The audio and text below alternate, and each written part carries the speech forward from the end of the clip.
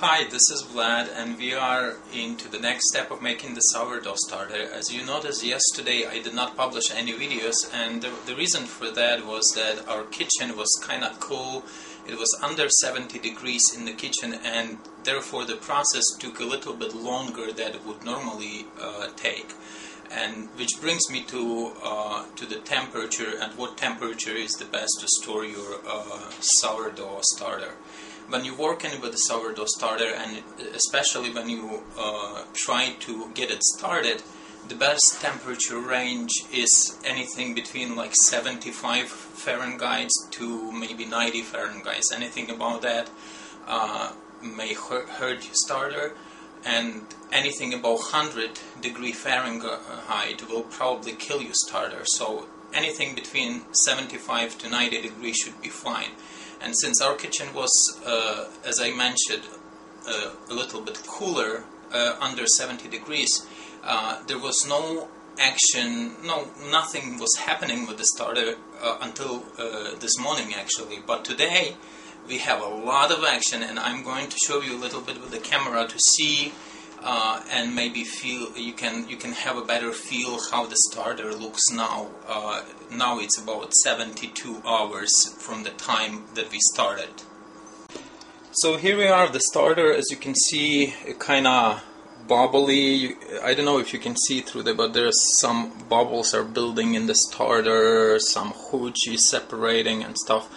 And when you look inside, it has plenty of bubbles. It's like coming alive, and it's pretty much turning into a very nice and healthy starter at this point.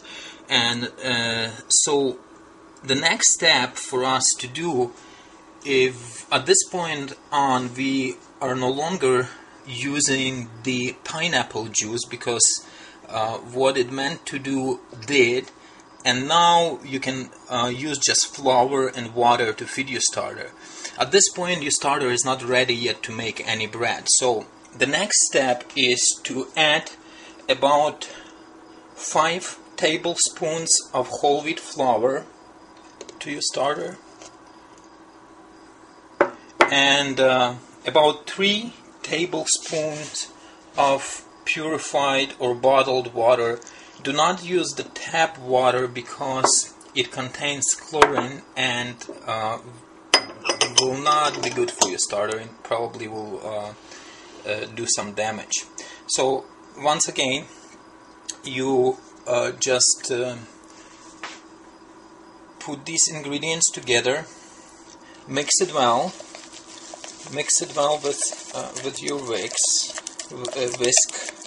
It should become kind of, consistency should be like a very thick pancake batter, much thicker than regular pancake batter. And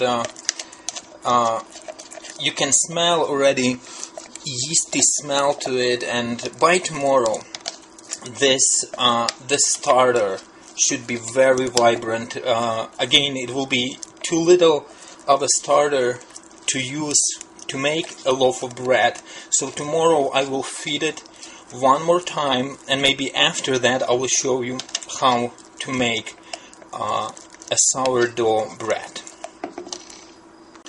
Also, in this step, the first step, when you add water instead of pineapple juice, what I do with my container is to mark with a permanent marker the top level where my little mixture is to now. And the reason I'm doing this is to just give me an indication how vibrant and how healthy the starter is. And by tomorrow, sometime tomorrow morning even, this mixture should double in volume, so it should be twice as high from the twice the volume. So it will be about probably up to here over that mark that I made.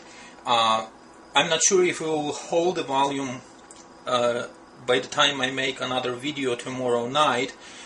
If it doesn't, and if it double the volume before that, I will try to make maybe by myself a little video or take few pictures where to show you just how much it doubled in size.